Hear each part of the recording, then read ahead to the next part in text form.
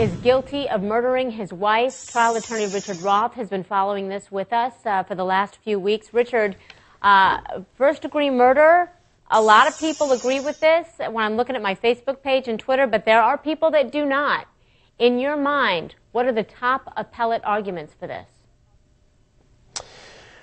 They're tough. It's very hard to go take an appeal here. The top appellate argument would be if the judge charged the jury in the wrong way. That is, the defense attorneys have to go through the charge, read all of the instructions that the judge gave to the jury, and see if there's something there that is so glaringly obvious. But an appellate court's going to look at the materiality issue.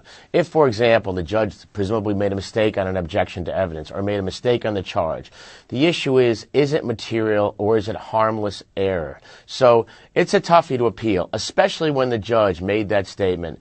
He made it on the record, both to protect the decision and I think to prevent an appeal. It's a tough one to appeal. Which statement, Richard? Which statement are you referring to?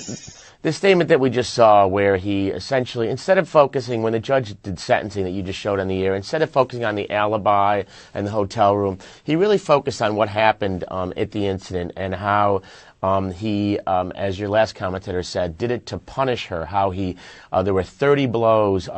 After 2, she was unconscious. So it seemed as if anyone who reads this and reads an appellate brief and reads the record is going to reach, I believe, the same conclusions as a judge. And as much as there may be a mistake, the question is it a material mistake in the charge to the jury, in the decision on the objections to evidence? So it's a toughie to appeal. It's going to be very hard. You know, I know that when you talk about charging the jury, one of the things that people I think may hone in on is when he charged them and said you can consider an accomplice. Basically, you can consider that he worked in concert when that was something that wasn't even argued or introduced into arguments during this trial.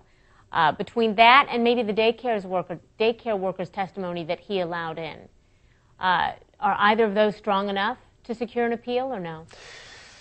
No, I don't believe so. On the first issue, it's harmless. You can consider an accomplice, but there really was no evidence of accomplice. And if the defense had evidence, if the prosecution had evidence that wasn't allowed in, then it would have essentially harmed the prosecution. So I don't really see them getting any play with that. As far as the daycare worker, it goes back to credibility, and whether or not there were rulings that he allowed or didn't allow in. I don't think that there's something that's so damning, so strong that's going to essentially have an appellate court say, wow, this would have made a difference. All righty. Hey, Richard, thank you so much. He's going to stick with us as we continue to talk about this.